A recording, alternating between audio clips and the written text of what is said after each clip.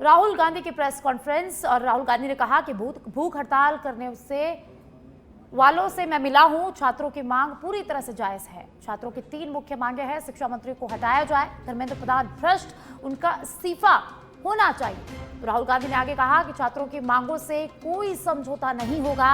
छात्रों को पीटने वालों पर कार्रवाई हो। छात्रों के खिलाफ पैलेट गन चली।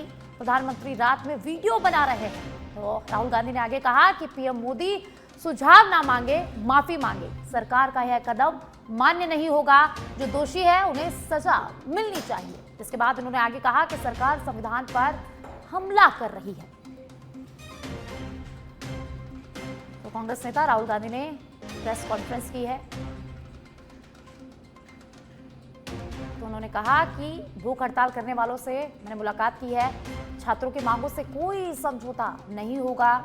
छात्रों की मांगे जायज है। छात्रों को पीटने वालों पर कार्रवाई होनी चाहिए। जयपुर ग्रामीण पुलिस का नशे पर प्रहार। चंदवाजी थाना पुलिस ने स्मैक के साथ तस्कर को दबोचा है। कार से 6.60 ग्राम अवैध स्मैक बरामद किया है। आरोपी ओम प्रकाश को गिरफ्तार किया है। एनडीपीएस एक्ट के तहत मामला दर्ज किया गया है। बाबा की डूंगरी के पास NH 248 पर यह बड़ी कार्रवाई हुई है। जयपुर ग्रामीण एसपी हनुमान प्रसाद मीणा के निर्देश पर इस कार्रवाई को अंजाम दिया गया है। थाना अधिकारी राजवीर सिंह की टीम ने कार्रवाई की है।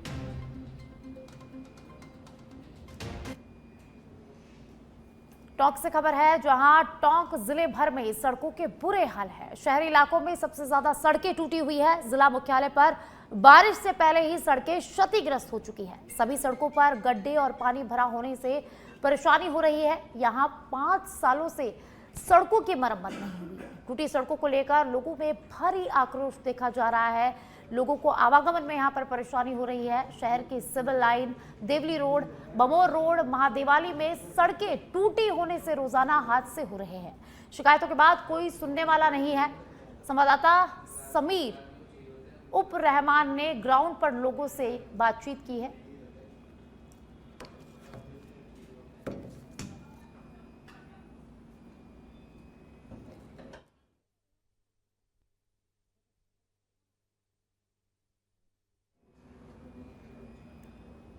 सिरोही जिले में मानसून ने जोरदार दस्तक देते हुए जनजीवन और प्रकृति को तरोताजा कर दिया है। माउंट आबू में पिछले 24 घंटे में 400 मिमी से अधिक बारिश दर्ज की गई, जिससे झरने, नदी नाले और जलाशय लबालब हो गए हैं। तो वहीं आबू रोड शहर में 140 मिमी से अधिक बारिश के कारण कई इलाकों में जलभराव की स्थिति बनी गई।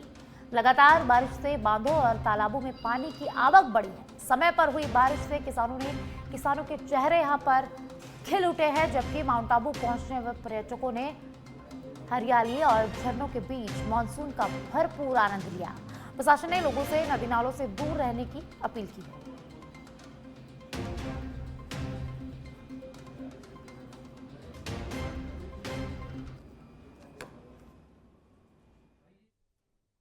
यहाँ मानसून ने धमाकेदार एंट्री दी है। इसी की बात करें तो सिरोही जिले में भी कई दिनों से यहाँ पर बाली इसका जो सिलसिला है जारी है।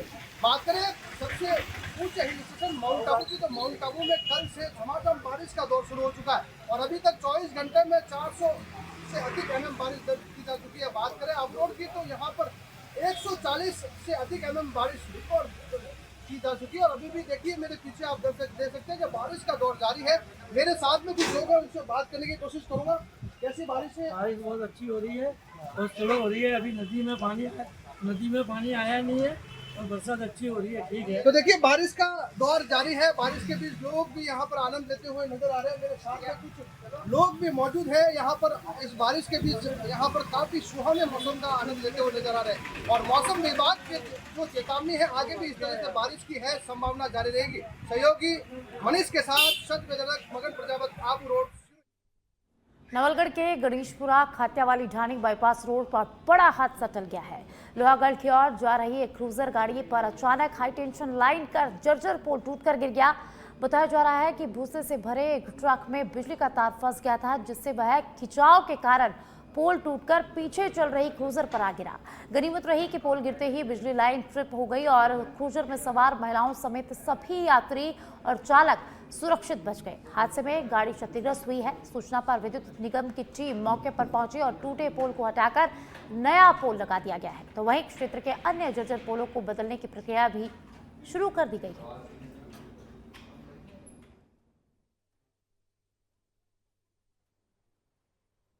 टोलो जा रहे हो तारा रोड के ऊपर पेट्रोलियम गलियो मैं गाड़ी के पीछे मंदी क्यों बनी जीपा गाड़ी ताके निकली लेके जाए अपनी गाड़ी के ऊपर आ गए 12 गाड़ी आ रही है 250 गाड़ी जा रही है जी आगे टोलो जा रहे हो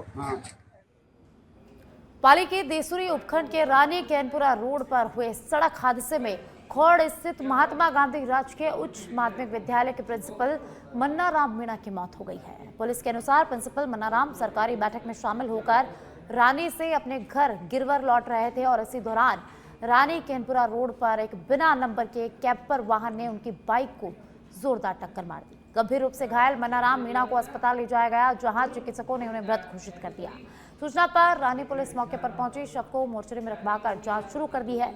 घटना से शिक्षा जगत और क्षेत्र में शोक की लहर है।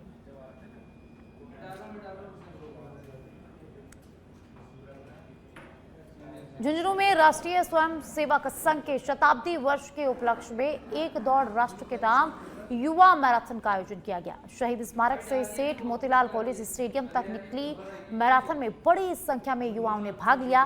कार्यक्रम में क्षेत्रीय प्रचारक निम्बाराम ने कहा कि समाज में अराजकता और विदेशी षड्यंत्रों से राष्ट्र का विकास प्रभावित होता है। उन्होंने युवाओं से राष्ट्र निर्माण में सक्रिय भागीदारी का आह्वान किया। इस दौरान उन्होंने संघ के विरोधियों पर निशाना साधते हुए कहा कि संगठन को समाप्त करने के दावे करने वाले आज स्वयं गायब हो गए हैं। कार्यक्रम में विधायक राजेंद्र भांबू सहित कई प्रतिनिधि मौजूद रहे। राष्ट्र सुरक्षित है तभी हम समाज सुरक्षित है। राष्ट्र में उपद्रव है, अराजकता है, अपने निजी स्वार्थों के कारण देश के समाज को भ्रमित करते हैं। ऐसे विदेशी षड्यंत्रों के जाल में फंस करके राष्ट्र का अहित करने वाले लोगों का जब जमावड़ा हो जाता है और अपने यहाँ की आंतरिक व्यवस्थाएं दुनिया के दूसरे देशों में दी जाती है, राष्ट्रीय सामाजिक और आंतरिक सुरक्षा जब खतरे में पड़ जाती है तो समाज में शांति समाप्त हो जाती है। झुंझुनू जिला मुख्यालय पे मैराथन दौड़ का आयोजन किया गया। इसका मुख्य उद्देश्य यही था कि युवा शक्तियों में राष्ट्र प्रेम और राष्ट्र निर्माण की भावना हो, सबका चरित्र उज्जवल हो और उनका भविष्य सुरक्षित हो, क्योंकि वर्तमान समय में नितांत आवश्यकता है कि युवा पीढ़ी के भीतर राष्ट्र के प्रति प्रेम होना चाहिए, देश के प्रति प्रेम होना चाहिए और यदि स्वस्थ रहेंगे तो हम देश की सेवा भी कर पाएंगे। उसी के तत्वावधान में आज मैराथन दौड़। झुंझुनू शहर की सफाई और रोशनी व्यवस्था को बेहतर बनाने के लिए नगर परिषद ने व्यापक कार्य योजना पर अमल शुरू कर दिया है। आयुक्त राकेश रंगा ने बताया कि डोर टू डोर कचरा संग्रहण के लिए ऑटो टेम्परों की संख्या 40 से बढ़ाकर 50 कर दी गई है। तो वहीं शहर में खराब स्ट्रीट लाइटों को बदलने के लिए 1200 नई लाइटें मंगवाई गई है। पार्कों में आधुनिक सोलर और बिजली से संचालित 2-in-1 लाइटें लगाने की योजना भी बनाई गई है। इसके अलावा नए शामिल 10 राजस्व गांवों और नई कॉलोनियों में भी जल्द स्ट्रीट लाइट सुविधा उपलब्ध कराई जाएगी। लंबित प्रकरणों के निस्तारण पर भी विशेष जोर दिया गया। शहर का पूरे का दौरा किया, नाइट में भी दौरा किया। जो जहां स्ट्रीट लाइट बंद है, पार्कों का भी निरीक्षण किया है। तो जहां स्ट्रीट लाइटें बंद है वहां हम नई लाइटें भी लगाएंगे। जैसे पार्कों के अंदर लोग बाग घूमते हैं, नाइट में भी घूमते हैं, तो उनको राहत मिले। और जो शहर के अंदर ऐसे स्थान भी हैं जहाँ मान लो अंधेरा वगैरह रहता है, तो वहाँ भी हम हाई मास्क लाइट लगाने की योजना तैयार कर रहे हैं। इसके अलावा साफ़ सफाई के लिए भी हमने शहर का पूरा निरीक्षण किया, दौरा किया। उसमें साफ़ सफाई की व्यवस्था हमारी पहले से काफ़ी हद तक सुदृढ़ हुई है। इसके अंदर हमने डोर टू डोर कचरे के ऑटो टिपर भी बढ़ा दिए। पहले 40 ऑटो टिपर चल रहे थे, 10 ऑटो टिपर। पाली के बालिक क्षेत्र के परशुराम महादेव की तलहटी स्थित राजपुरा बांध में शनिवार को 2 मगरमच्छ मृत मिलने से सनसनी फैल गई। ग्रामीणों ने आशंका जताई कि मछली पकड़ने के लिए लगाए गए जाल में फंसने के बाद शिकारियों ने उनकी हत्या कर दी है। सूचना पर वन विभाग ने दोनों शव कब्जे में लेकर मेडिकल बोर्ड से पोस्टमार्टम की प्रक्रिया शुरू कराई। प्रारंभिक जानकारी के अनुसार शव करीब 48 घंटे पुराने बताए जा रहे हैं। ग्रामीणों ने बांध में अवैध मछली पकड़ने का आरोप लगाते हुए कार्रवाई की मांग की है। वन विभाग का कहना है कि पोस्टमार्टम रिपोर्ट आने के बाद ही मौत के वास्तविक कारणों का खुलासा हो सकेगा।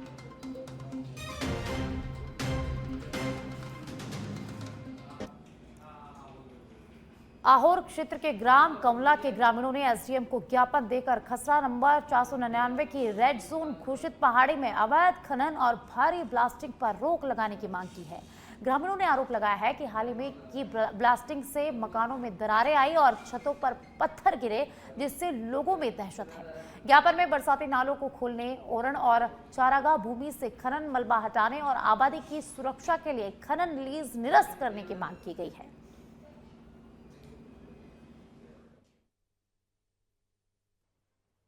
माइनिंग विभाग ने पिछले 1.5 साल में जो माइंस बंद हो रखी थी पिछले 10-12 साल से, वो बिना बताए बिना किसी सूचना से माइनिंग वालों से मिलकर कर दी चालू कर दी। तब उन्होंने वही पुराना रवैया अपना दिया कि भाई मर्जी पड़े जब तो ब्लास्ट करना, मन पड़े जब कोई मतलब देखा ही नहीं उन्होंने। मिट्टी डालना सब जो पहाड़ी क्षेत्र है, तो पहाड़ के वाड़े थे जिनसे तालाब भरता है, पानी आता है, पास में ओरण क्षेत्र है, वहाँ कचरा डालना, सब वाड़े रोक दिए। और अभी दो दिन से तो भयंकर ब्लास्टिंग चल रही है, तो गांव वालों के सबके मकान तक में दरारें आ गई।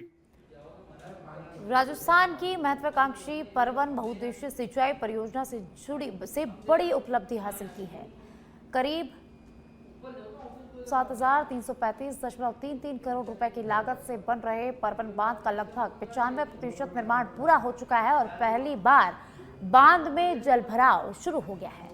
490 मिलियन घन मीटर क्षमता वाला यह बांध हाड़ौती क्षेत्र के लिए गेम चेंजर माना जा रहा है। तो वहीं परियोजना के तहत 8.75 किलोमीटर लंबी जल सुरंग भी तैयार की जा चुकी है। परियोजना पूरी होने पर झालावाड़, बारां और कोटा की 2.02 लाख हेक्टेयर कृषि भूमि को सिंचाई सुविधा मिल सकेगी, जबकि 1402 गांवों के 12.28 लाख से अधिक लोगों को शुद्ध पेयजल उपलब्ध होगा, जिसे लेकर क्षेत्र के किसानों और आमजन में उत्साह का माहौल बना हुआ है। कोटा जिले के सांगोद तहसील क्षेत्र के मोईकला कस्बे के प्राथमिक स्वास्थ्य केंद्र पर पिछले करीब 2 साल से चिकित्सक नहीं है और ऐसे में मरीजों को भारी परेशानी का सामना करना पड़ रहा है। मुख्य चिकित्सा एवं स्वास्थ्य अधिकारी के आदेश पर करीब 2 साल पहले यहां कार्यरत चिकित्सक को सीमलिया सामुदायिक स्वास्थ्य केंद्र पर प्रतिनियुक्ति पर लगा दिया था। इसी बीच ग्रामीणों ने अधिकारियों और जनप्रतिनिधियों को भी समस्या से अवगत कराया, लेकिन नतीजे के नाम पर कुछ भी सामने नहीं आया। हालांकि यहां पर कार्यरत नर्सिंग स्टाफ अपने स्तर पर मरीज का उपचार करने का प्रयास करते हैं, फिर भी गंभीर बीमारी से ग्रसित बीमार व्यक्ति को चिकित्सक के अभाव में रेफर कर दिया जाता है। राजकीय प्राथमिक स्वास्थ्य केंद्र मोईकला पर पिछले 2 वर्ष से स्थायी रूप से डॉक्टर साहब की नियुक्ति नहीं हो रही है और जो डॉक्टर साहब थे उनको प्रतिनियुक्ति पर लगा रखा है, शिमला पीएचसी पर लगा रखा है। फिर भी हमारी तरफ से, नर्सिंग स्टाफ की तरफ से, फार्मासिस्ट स्टाफ की तरफ से जो भी मरीजों की सेवा हो रही है वो हम कर रहे हैं और जो गंभीर रोगी आते हैं उनको हम बपार पीएचसी या खानपुर। भीलवाड़ा के हुडा से खबर है, जहां गुलापुरा बस स्टैंड स्थित सरकारी स्कूल की छत गिर गई है। गनीमत रही कि हादसे में कोई जनहानि नहीं हुई। स्कूल के कमरे को पहले से चिन्हित किया गया था। कमरे के बाहर पहले से लिखा हुआ था जर्जर भवन। इसके बावजूद समय रहते जर्जर भवन को यहां से नहीं हटाया गया है। हादसे के बाद भवन की सुरक्षा व्यवस्था को लेकर सवाल खड़े हो गए हैं। तो सरकारी स्कूल की छत गिर गई है। हालांकि गनीमत ये रही कि कोई बड़ा हादसा यहाँ पर नहीं हुआ, कोई मौजूद नहीं था। स्कूल के कमरे को पहले से चिन्हित किया गया था। हालांकि स्कूल के कमरे के बाहर जर्जर भवन लिखा हुआ था, लेकिन इस पर कोई कार्रवाई नहीं की गई है। इसके बावजूद समय रहते जर्जर भवन को यहाँ से नहीं हटाया गया है। तो भीलवाड़ा से खबर है, जहाँ बड़ा हादसा हो सकता था, लेकिन गनीमत रही कि स्कूल में, उस क्लास में उस टाइम कोई मौजूद नहीं था, जिससे बड़ा हादसा टल गया। कोटा की चेचर थाना पुलिस ने नशा तस्करों के खिलाफ चलाए जा रहे ऑपरेशन रूट क्लियरेंस के तहत बड़ी कार्रवाई की है, जहां कार्रवाई के दौरान 38.540 किलोग्राम अवैध डूडा चूरा, 79,000 नकद और तस्करी में इस्तेमाल की जा रही कार को जब्त किया गया है। जब्त मादक पदार्थ और वाहन की अनुमानित अंतर्राष्ट्रीय बाजार कीमत करीब 12 लाख रुपए आंकी गई है। पुलिस अधीक्षक सुजीत शंकर के निर्देशन में की गई इस कार्रवाई में पुलिस ने हरियाणा निवासी पवन और मोहित बिश्नोई को गिरफ्तार किया है।